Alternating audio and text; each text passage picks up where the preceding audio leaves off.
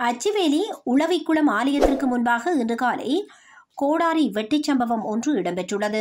உளவிக்குளம் ஆலயத்தின் உபதலைவராக செயல்பட்டு வரும் 38 வயதுடைய அச்சிவேலி உளவிக்குளம் பகுதியைச் சேர்ந்த இளைஞன் ஒருவர் மீது கோடாரி வெட்டு மேற்கொள்ளப்பட்டுள்ளது. இன்று காலை 2 மோட்டார் சைக்கிள்களில் முகத்தை மறைத்தவாறு வந்த 5 பேர் கொண்ட கும்பல் கோடாரி ஒன்றினால் குறித்த இளைஞரை தாக்கியுள்ளனர். தாக்குதலுக்குள்ளான இளைஞர் கையில் பலத்த காயங்களுக்குள்ளாக்கி அச்சிவேலி பிரதேச வைத்தியசாலையில் அனுமதிக்கப்பட்டுள்ளார். வேலைக்கு செல்வதற்காக சென்று கொண்டிருந்த போது ஆலயத்திற்கு முன்பாக உள்ள பிரதான வீதியில் வைத்து வழிமறைத்த கும்பல் இளைஞரை சரமாரியாக தாக்கியதில் குறித்த இளைஞன் கைகளில் பலத்த காயம் ஏற்பட்டுள்ளது.